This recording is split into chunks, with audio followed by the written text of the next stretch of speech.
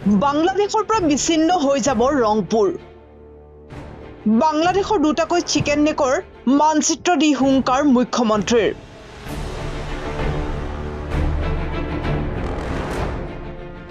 Chicken নেকৰ প্ৰসংগ উত্থাপনেৰে পুনৰ বাংলাদেশক খকিয়নি দিছে মুখ্যমন্ত্ৰী হিমন্ত বিশ্ব শৰ্মাই। কেইদিনমানৰ পূৰ্বে চুবুৰীয়া ৰাষ্ট্ৰখনৰ দুটাকৈ চিকেন নেকক লৈ সৰব হৈছিল মুখ্যমন্ত্ৰীজন।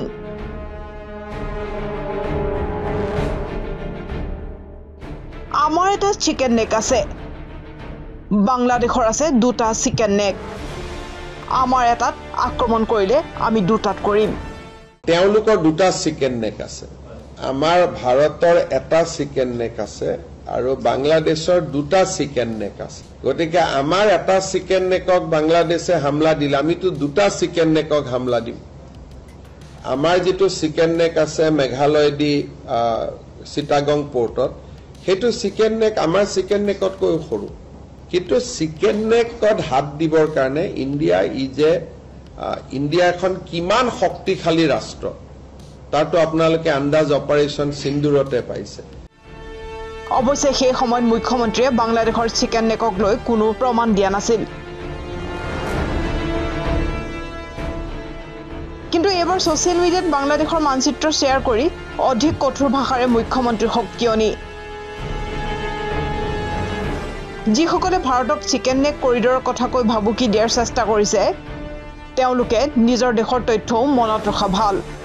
এই মানচিত্ৰত বাংলাদেশৰ কোনো এটা অংশক মুখ্যমন্ত্ৰীয়ে চিকেন নেক বুলি উল্লেখ কৰিছে, সেয়া স্পষ্ট হৈ পৰিছে। মুখ্যমন্ত্ৰীৰ মন্তব্য, বাংলাদেশৰ দুইটা চিকেন নেক অধিক স্পৰ্শকাতৰ। প্ৰথমটো চিকেন নেক দক্ষিণ দিনাজপুৰৰ পৰা দক্ষিণ পূব গাৰো পাহাৰলৈ। উত্তৰ বাংলাদেশ কৰিডৰ। এই কৰিডৰৰ প্ৰস্থ 80 কিলোমিটাৰ। বাংলাদেশৰ এই অঞ্চলটো কোনো সমস্যাৰ সৃষ্টি হলে সমগ্ৰ ৰংপুৰ বিচ্ছিন্ন হ'ব বাংলাদেশৰ পৰা।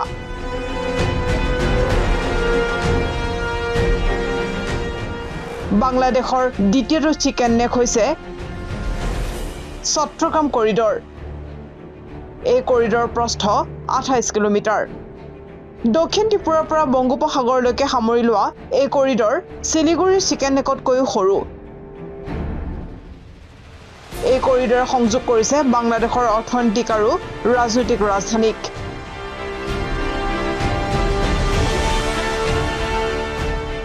এই তথ্যত দাঙি ধৰি মুখ্যমন্ত্ৰীৰ সকিয়নি।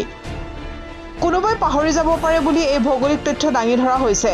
কিছুদিন পূৰ্বে চীনতকৈ বাংলাদেশৰ অন্তৰ্বৰ্তী চৰকাৰৰ মুৰব্বী মহম্মদ ইউনুছে কৈছিল শিলিগুৰি কৰিডৰ দখলৰ কথা। ইউনুছৰ এই মন্তব্যৰ পিছতে চীনৰ বিষয়াৰ দলে পৰিদৰ্শন কৰিছিল এই অঞ্চল। সিমানেই নহয়, বেইজিঙৰ সহায়ত ৰংপুৰৰ সীমান্তৱৰ্তী লালমনিৰ হাতত বায়ুসেনা ঘাটি স্থাপনৰ প্ৰস্তুতি চলাই আছে ঢাকাই।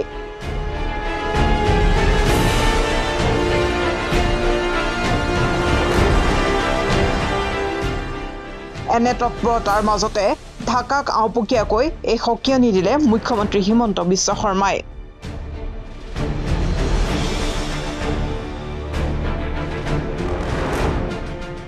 নিউজ ডেস্ক ৰিপৰ্ট, প্ৰথম খবৰ।